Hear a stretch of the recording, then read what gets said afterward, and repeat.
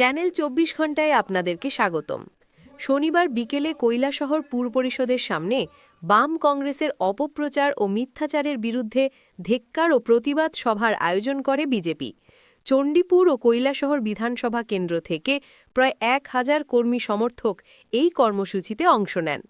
উক্ত কর্মসূচিতে উপস্থিত ছিলেন চণ্ডীপুর বিধানসভা কেন্দ্রের বিধায়ক তথা রাজ্যের মন্ত্রী টিঙ্কু রায়, বিজেপি জেলা কমিটি সভাপতি বিমল কর, পুর পরিষদের চেয়ারপারসন চপলা রানী দেবরায়, রাজ্য ওয়াকফা বোর্ডের চেয়ারম্যান মোপসর আলী, বিজেপি জেলা কমিটির মুখপাত্র দেবাশিস সেন, কৈলাসহর মণ্ডল সভাপতি প্রীতম ঘোষ এবং চণ্ডীপুর মণ্ডল সভাপতি পিন্টু ঘোষ।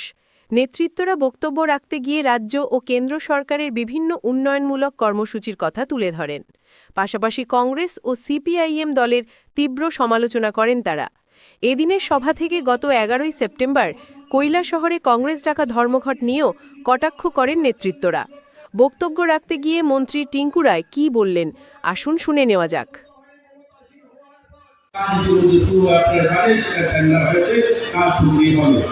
আমরা যদি দেখি আমাদের রাজ্যে পরিকাঠামোগত উন্নয়ন, আমরা দেখছি চারিদিকে রাস্তা কিন্তু ভাঙা রয়েছে, কিন্তু কতগুলো রাস্তা হয়েছে সেটা তো দেখবেন। আমাদের সময় তো চাই সেগুলো কাজ করতে। আগে যেখানে একটা জাতীয় সড়ক ছিল, আজ ৬টা জাতীয় সড়ক। যেখানে আগে মাত্র ৩০০ কিলোমিটার পাকা রাস্তা অর্থাৎ ৩০ রাস্তা ছিল জাতীয় সড়কে, আজকে ৫০০ কিলোমিটার কমপ্লিট হয়েছে, আরো ৫০০ কিলোমিটারের কাজ চলছে। এছাড়াও যদি দেখি আমাদের পাশাপাশি শাহপুর পর্যন্ত রেল কানেক্টিভিটি, ইলেকট্রিসিটি ব্যবস্থা, এই ধরনের উন্নয়নমূলক কাজ শুরু হয়েছে। স্বাস্থ্য পরিকাঠামো বা অন্যান্য পরিকাঠামোর জন্য সরকার ব্যাপকভাবে খরচা করছে। আপনারা যদি দেখেন আগরতলা ডেন্টাল কলেজে ২০২ কোটি টাকা খরচা করে সেখানকার নতুন পরিকাঠামো গড়ে উঠছে। জীবিত মা এবং শিশুদের জন্য নতুন হসপিটাল স্থাপন করা হচ্ছে, যেখানে প্রায় ১৯৯ কোটি টাকা সরকার দিয়েছে। বিশ্রাম মন্দির সামগ্রী হসপিটালের জন্য ১২১ কোটি টাকা দেওয়া হয়েছে। বিরুদ্ধে দীর্ঘ সময় আর শুধু একমাত্র ক্ষমতার জন্য ওই কমিউনিস্ট নেত্রীর কাছে সমিতির চেয়ারম্যান বলছে কান্দরে উঠতে হবে, উঠছে, কান্দরে বসতে হবে তো বসছে।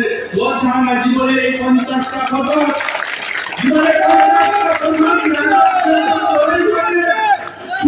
চেয়ারম্যান হওয়ার জন্য, ওই চেয়ারটা রাখার জন্য ৫০ বছরের আদর্শটাকে বিসর্জন দিয়ে দিলেন। আপনার ওই মানুষগুলো অভিশাপ আপনাদেরকে বাঁচতে দেবে না। মৌলবাজারের ব্যবসায়ী তেজেন্দ্র মহাজন ১৯৯৩ সালে যখন পুনরায় সিটের ক্ষমতায় আসে, তিনি কংগ্রেস সমর্থক ছিলেন। বাড়ি থেকে পালিয়ে যেতে হয়েছিল, পালিয়ে গিয়ে অনেক দিন ছিলেন আগরতলার বিভিন্ন এলাকায়।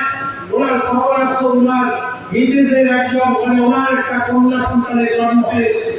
আপনারা এখন ভেবে দেখুন, জানেন এরকম পরিবারের খবর আসে যে আপনার মেয়ে হয়েছে, সে আর ধরে রাখতে পারেনি তার মায়াটা, সে বাড়িতে চলে যায় রাতের অন্ধকারে। এবং বাড়িতে চলে গেছে তেজেন্দ্র মহাজন, যখন নিজের মেয়েকে দেখছিল তখন খবর চলে যায় ওই খানমার বাড়িদের কাছে যে সেখানে কংগ্রেস সমর্থক তেজেন্দ্র মহাজন বাড়িতে, ওই মঙ্গল গ্রামের বাড়িতে এসছে। এবং হারমার কাহিনী সেখানে ছুটে যায় এবং তাকে ধাওয়া করে তিনি ঘরের ছাদে, পাশের ছাদের উপরে উঠে যান, কিন্তু তাকে সেখানে বাঁচতে দেওয়া হয়নি। সেখান থেকে নামিয়ে ওই ১ মাসে পড়ে যাওয়ার পর তখন পুনরায় কমিউনিস্ট ক্ষমতা এসেছে। আমি তাদের কথা বলতে চাইছি। আরেকজন যাকে প্রকাশ্য জীবনকে বাবুল বিশ্বাস নামে ওই ভদ্রলোক মৌলবাজারের ব্যবসায়ী, তাকে বাজারের খুঁটির সঙ্গে বেঁধে ওই কমিউনিস্ট অফিসে কাঁচের বোতলকে গুঁড়ো করে কাঠর দিয়ে ওই গুঁড়োকে জলের সঙ্গে মিশিয়ে গ্লাসের পর গ্লাস ওই কাঁচের গুঁড়ো মিশানো জল খাইয়ে ওই বাবুল বিশ্বাসকে খুন করা হয়েছে।